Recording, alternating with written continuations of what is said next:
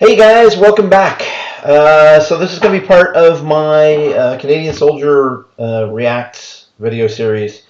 And now that we've looked at Americans reacting to Canada's basic training, I thought I'd take a look at the United States basic training. And I'm going to start with what I know the most about, and that's Army basic training, since I was an infantier in the 1st Battalion, Royal Canadian Regiment in Canada.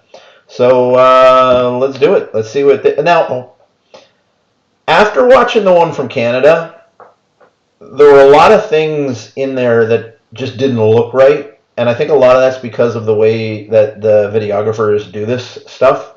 So I'm going to take a lot of what I see here with a bit of a grain of salt, because it's really easy for the videographers to misinterpret or misportray what's actually going on. So keep that in mind as you're watching this.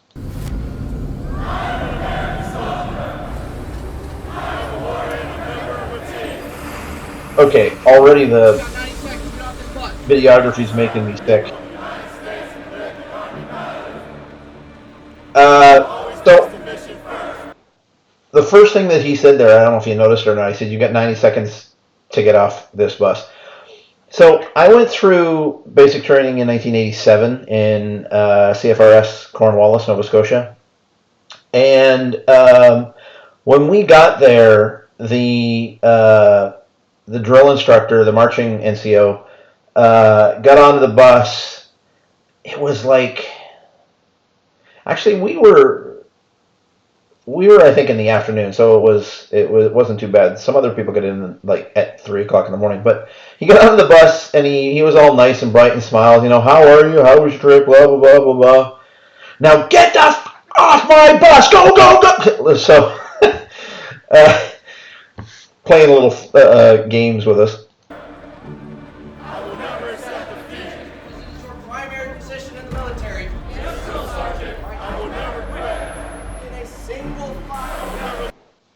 Now, they're saying yes, drill sergeant. I've heard other places where they're calling him yes, sir, no, sir. We were just sergeant, master corporal. Like, we were yes, sergeant, yes, master corporal, yes, warrant, that kind of thing. There's no such thing as a drill sergeant in Canada. Any sergeant is qualified to give drill. Any sergeant, master corporal, warrant officer is qualified to be marching NCO. Marching NCO, I think, is really equivalent to what they're calling a drill sergeant here.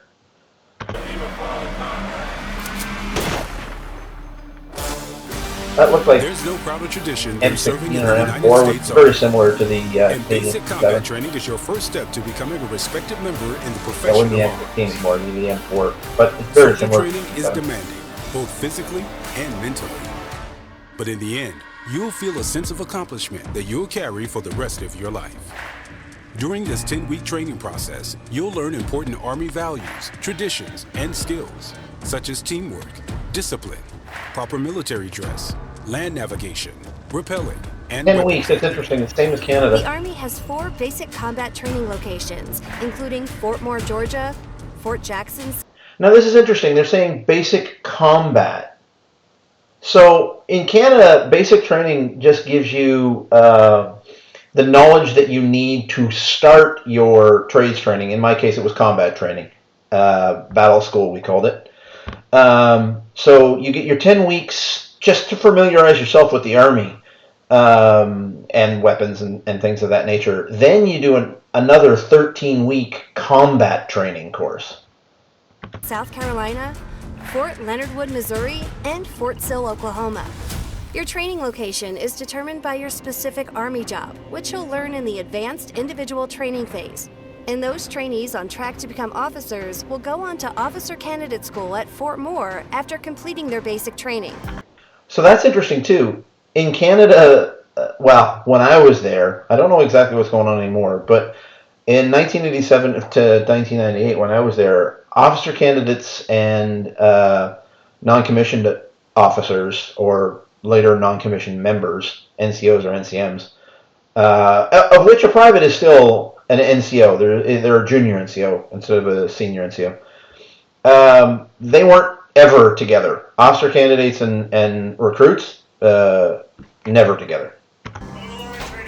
For all trainees, most nights are spent in the barracks, and every recruit is assigned a bunk and a locker. The only times you don't stay in the barracks. So that looks a lot like the barracks, or at least the layout that we were in. We were in very old H huts, nowhere near as new as that, but it was lines. There were 32 people to a room, I think, or 34 people to a room, and we had 4 rooms in double bunk beds like that. This is during an overnight field exercise. 3 hot meals are provided each day during basic training at the on-post dining facility, or Of course they are. The What else would DFAC you offers a provide? variety of nutritious food, which will help keep you energized during your tough physical training. Phone calls are limited during basic training and are at the discretion of the drill sergeant. Packages with treats and snacks are discouraged. However, letters between family and trainees are highly encouraged. I don't remember if we got letters or packages, to be honest. So you can see in the background, actually, payphones. When I went through, there was no such thing as a cell phone, so we didn't have to worry about that. And payphones were not in the buildings, if I remember correctly. They were outside the buildings, and they kept us so busy, we almost never got to use them. After you arrive at your designated training location, you'll spend your first several days in reception. I gotta say, the American drill instructors wear really interesting hats. Like the hat that he's wearing right there looks like a Mountie cap, Royal Canadian Mounted Police cap, which is really weird. And the one that the female NCO back there is wearing with the turned up, I've never seen that one before. That's really interesting. Here you'll fill out paperwork to start getting paid, receive physical exams and immunizations. Yeah, this is Get all a the same. haircut if you're male, and you'll be issued your Army uniform and other personal items. Once you complete reception, you'll move to your training. Now that's interesting. You notice this guy actually has a hook, one up and one down already. The guy behind him to the left has one up, and a bunch of the rest of them don't have anything. You come into a Canadian Forces recruit school, everybody is a private recruit. There's private recruit, private basic, private trained. Then you've got corporal, master corporal, sergeant, and then you start the warrant officer ranks. Warrant officer, master warrant officer, and chief warrant officer. So that's the non-commissioned officer and the NCO ranks in the Canadian Forces, or it was when I was in. I saw a pay scale today that makes it look like master corporals have been taken out, but don't quote me on that. Company and meet the drill sergeants who will train and mentor you until graduation. Your first week in the training company is called Yellow Phase. During this phase, you are introduced to military customs and courtesies, discipline, the Army ethic, values, Army history, physical readiness training, and performance optimization. As a drill sergeant, I'm here to coach, teach, and mentor.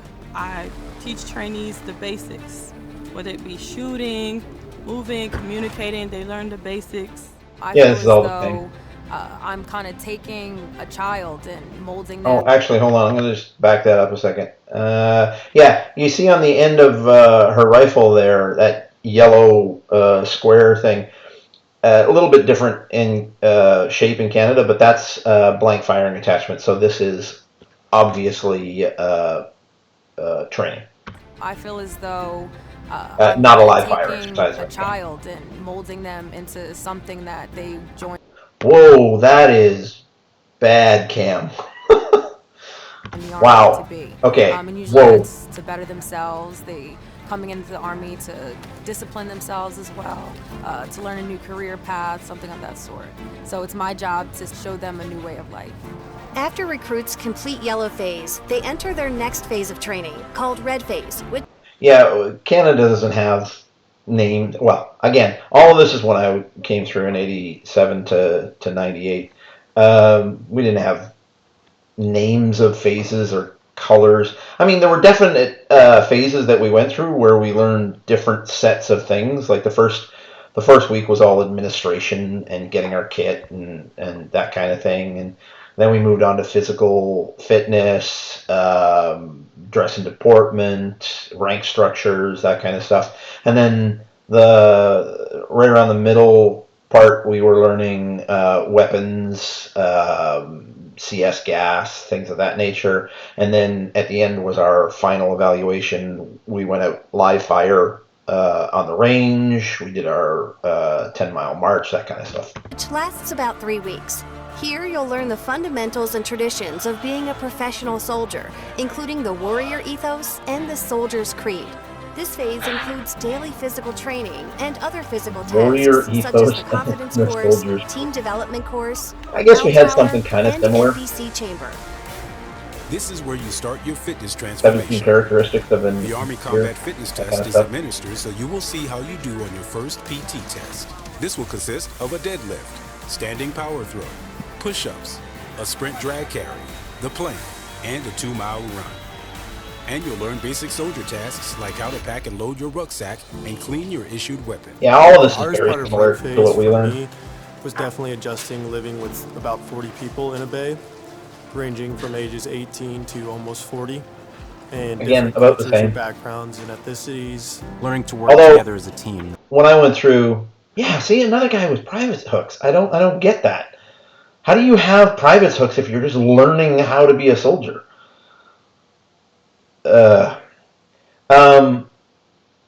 Yeah, so when I went through, I think almost everybody in my platoon, and the platoon was 120 people, by the way. My squad, which is what they called it in Cornwallis, it's really a section, but they called it a squad, was 32 people. 32 people is just about the size of a normal platoon when you get to battalion, but not when you're in recruit school.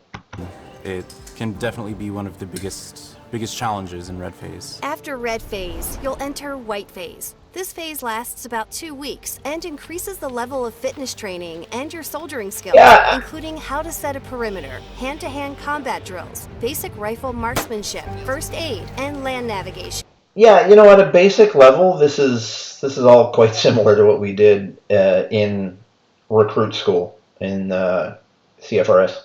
It's through training such as this that you start to come together as a team and practice the leadership, resiliency, and teamwork skills you're learning. At the same time, you're gaining a new confidence. You don't have to be the strongest or the fastest. You just have to be mentally ready, and you have to push yourself through and be your own support. Every day. Yeah, that was the gas hut, by the way. They're coming out all waving their arms. But they couldn't have been in there very long, because when we were coming out of the gas hut, man, we had snot coming out of our faces that was like 3 feet long. Oh, it was bad. Yeah, you're gonna have to give it everything you got. This isn't an easy thing to do. It's a choice. Oh, that was interesting. Hold on. Every day you're gonna have to give it everything you got. So, in Canada, the equivalent of this weapon in Canada would be called a C8. So there's a C7, which is, so these are all 5.56 millimeter standard NATO round rifles.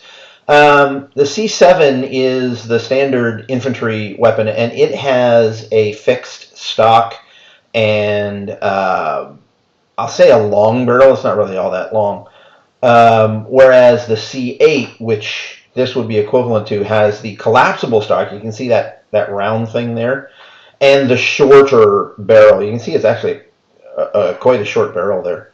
Why they're carrying that in a recruit school, I don't know. This isn't an easy thing to do. It's a choice to leave your job, leave your family. But ultimately, I think just paving the way for the future is important, and showing your family that you can do whatever you set your mind to if you're really willing to put in the work. All right, let's skip the ad, shall we?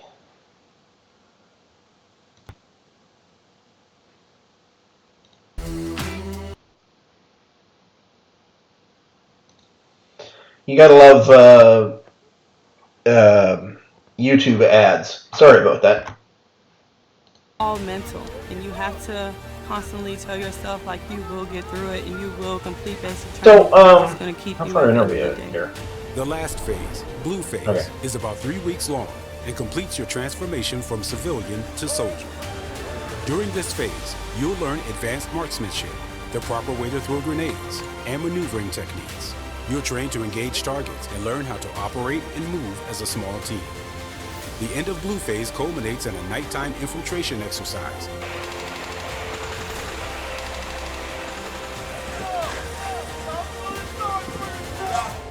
So that's a live fire exercise, by the way.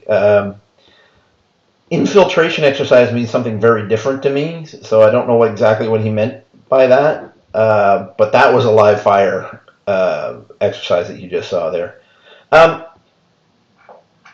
So pretty much everything I'm seeing here is very similar to recruit school in the Canadian Forces. But again, I've got to wonder if some of this is just the slant that the videographer is giving this, because I know I've seen other videos that paint a wildly different picture than this is.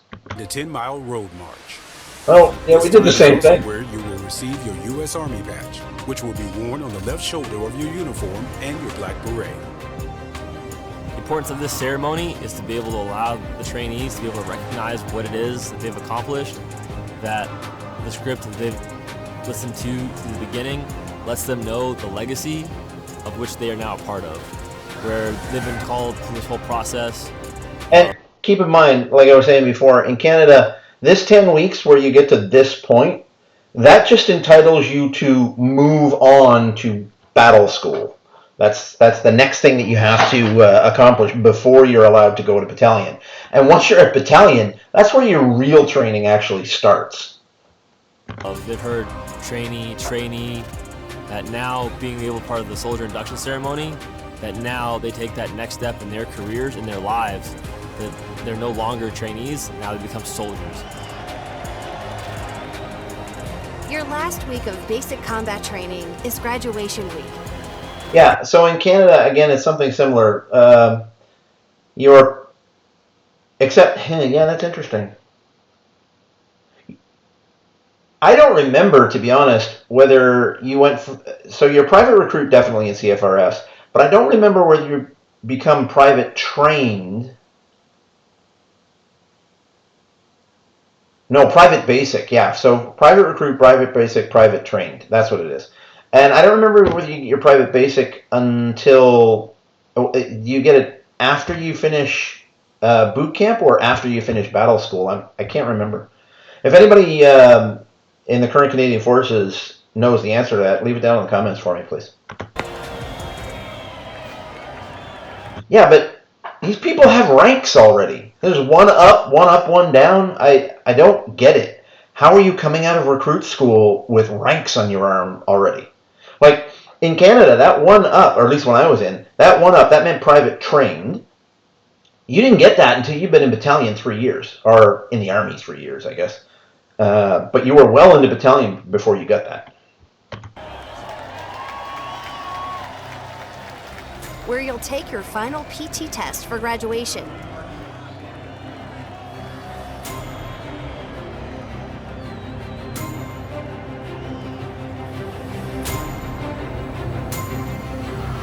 A lot of smiles on faces there.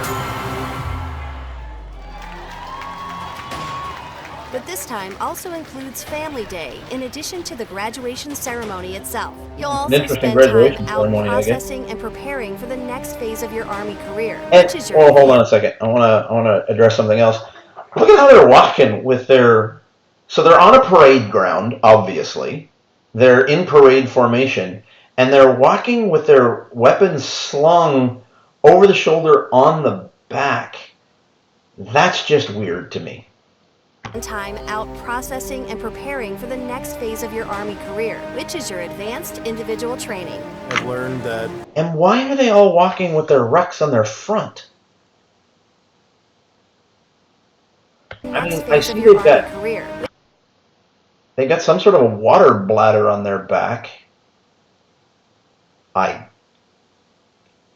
That's weird to me.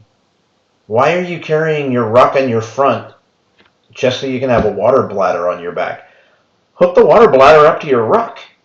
Like, I don't know, that's weird. which is your advanced individual training. I've learned that I always have to put the team first no matter what, and that selfless service is the most important thing a soldier could do. It's a great learning experience. That's something that a lot of people instills never discipline, learn. and I think it's overall really beneficial for society as a whole. Basic training is not going to be easy. It's not made to be easy. The drill sergeants are going to be hard on you. That's our job. That's what we're supposed to do. Do not take it personal. Take it as a learning experience and constantly tell yourself that you can do it. We and did you those. will do it. There's no denying that basic combat training is tough, but you'll find that becoming a valued member of the world's greatest army is Oh. combat training is tough. One But sec. you'll find that becoming a valued member Look at the fellow 1, 2, 3, the 4 over to the left there with his tags hanging out of his beret. That's a big no-no. of the world's greatest army is one of your life's major accomplishments, and the skills you learn will be ones you use for the rest of your life. It's also your first step in a career as a soldier, learning tough physical and mental skills, as well as nurturing your leadership abilities will create limitless opportunities as you move forward in Army training. Join us and discover untapped hold on. opportunities as you Another move thing. forward in Army. Look at how they're sandbagged in. That's interesting. We were always so that's what's called the low prone position. We would always be in the high prone. There was never sandbags around for us. And I don't know how far she's shooting at. It looks like it's probably 100 meters, which is fine for a recruit. Army training. Join us and discover untapped possibilities.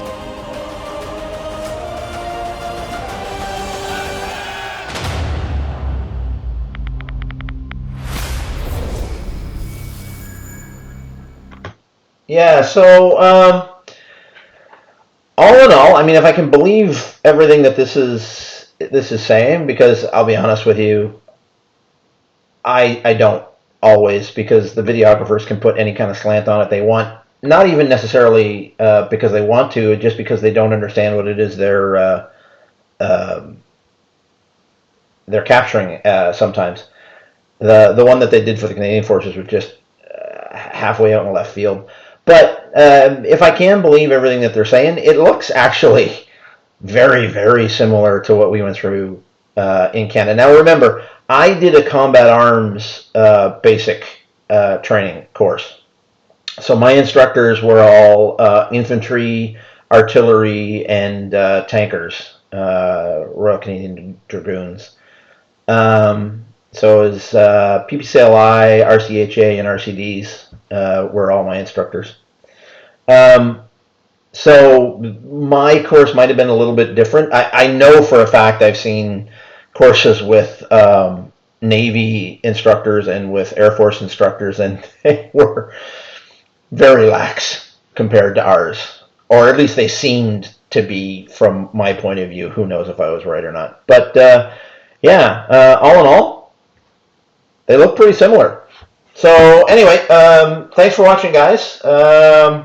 If you like this kind of a thing, put a comment down below, like the video, subscribe. I'm going to be doing more of these for a bunch of different militaries around the world. So, nice talking to you.